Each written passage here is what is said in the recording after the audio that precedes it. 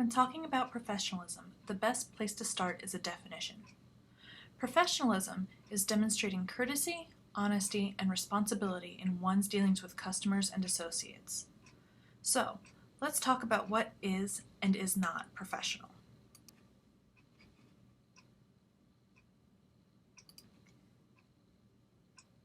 In an annual study, which came from a national sample of HR professionals, managers, and supervisors, found that existing employees tend to be more professional versus new hires. A majority of managers and HR respondents feel the definition of what is professional should not be subject to change, and that younger employees. So you may be asking, why should you care about those findings? Professional skills can and should be learned in college. As the job market becomes more competitive, those demonstrating professionalism will A, have increased success in being hired, and B, will be able to keep their jobs and build a strong reference base for future employment. So let's start with what is unprofessional. Think of someone who you would call unprofessional. Take a second and write down why you think or how they are unprofessional.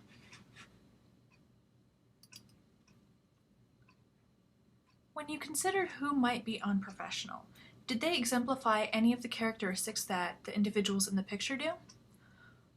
While these traits are becoming more socially acceptable, things like piercings on the body other than in the ears, ripped or torn clothing, messy hair, pajamas in the workplace, or bare midriffs are still not acceptable or appropriate in the office.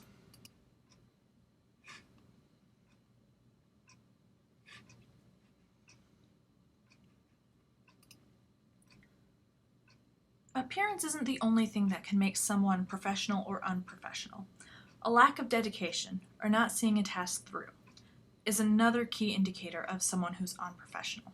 Starting a job but not finishing it, or not.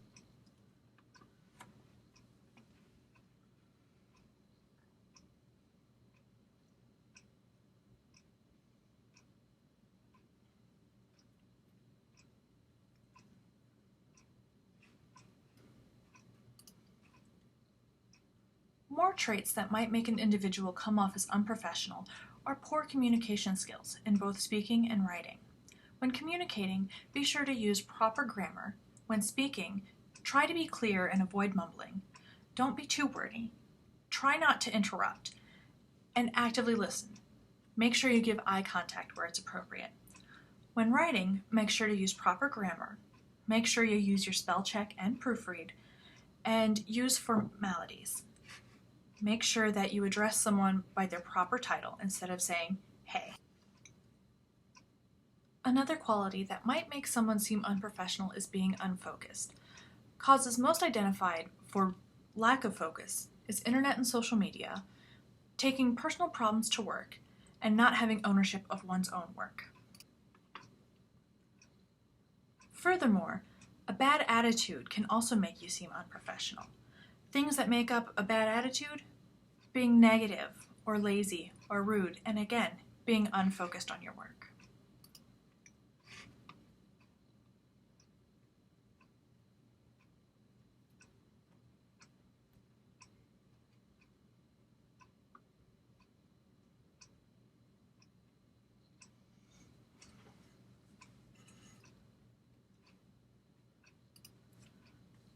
Finally, having a lack of urgency in getting things done, which includes poor time management, having a sense of entitlement, having poor performance at work, and having poor attendance. So in review, inappropriate appearance, a lack of dedication, poor work ethic, a sense of entitlement, being disrespectful, having poor communication skills, being unfocused, and having a poor attitude are all characteristics of unprofessional behaviors. Now that we've discussed what is unprofessional, let's talk about what is professional.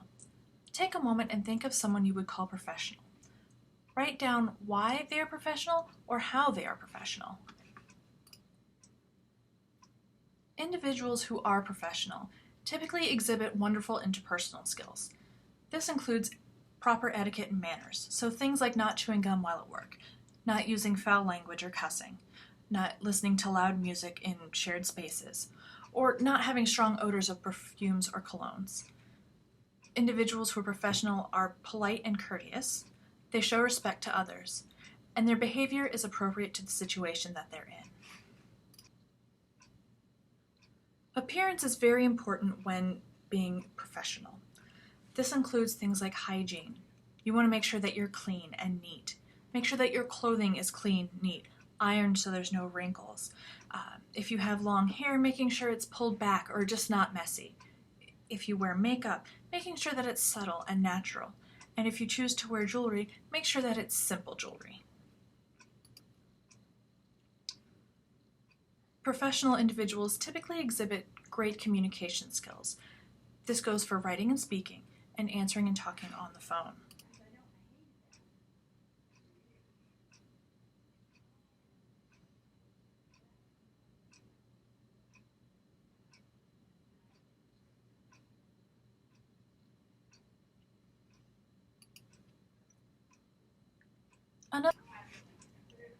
Another component to being a professional is being confident.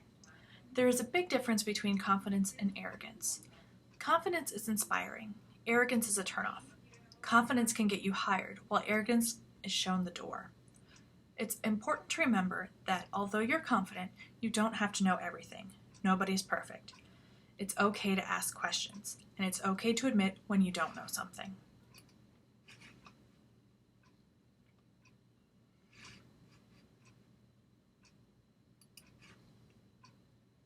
While exhibiting professionalism, it's important to remain ethical.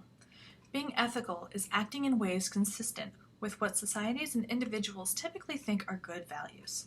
Ethical behavior tends to be good for business and involves demonstrating respect for key moral principles that include honesty, fairness, equality, dignity,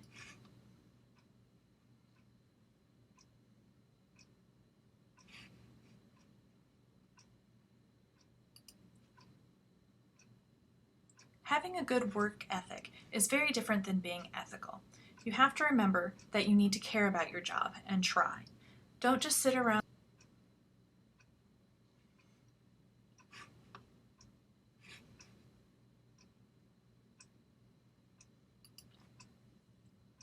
Another key component to professionalism is being knowledgeable. As mentioned before, you shouldn't be afraid to ask questions. It's better to clarify than guess and be wrong. If you don't know something, it's okay to go and figure it out by reading, looking it up online, calling someone, asking a supervisor, etc. Never end a conversation saying, "I don't know." Always add, "but I..." Finally, a review of professional behaviors. Individuals who exhibit professionalism show good interpersonal skills. They take pride in their appearance. They have good communication skills, good time management. They exhibit confidence. They exhibit ethics, both being ethical and work ethics. So now that we've discussed what is professional and what is not professional, let's talk implementation. What can you do? To demonstrate and practice professionalism, don't take or make personal phone calls. Don't text in classes, in work, or meetings. Always think before you speak, and try to arrive early to your shifts or classes. Pay attention to the attire that you're wearing and the clothing that you're wearing. Make sure to dress appropriately for the occasion. Practice proper grammar in everyday speech and email. Make sure to edit and use your spell check function. Practice basic manners and the golden rule, which is treat the way you want to be treated. And always remember to smile and make eye contact. A few final tips to make you the best professional you can be. Remember, treat everyone as if they are the most important person in the world, or a secret shopper evaluating you. Remember to smile, be kind, and be patient. Remember to leave your personal baggage at the door. If your baggage is that heavy, at that point, it's important to let your supervisor know what's going on so that they can help you and possibly make accommodations. And remember to ask for help when it's needed. Thank you for watching. We hope this presentation was valuable to you. For further assistance on professionalism or for assistance with your job search needs, please contact the Career Center. We can be found on the 3rd floor of the Memorial Union by calling us at area code 207-581-1359 or you can reach us through email at umaincareercenter@umit.maine.edu. Our office is open Monday through Friday from 8 a.m. until 4:30 p.m., and this includes breaks in summer.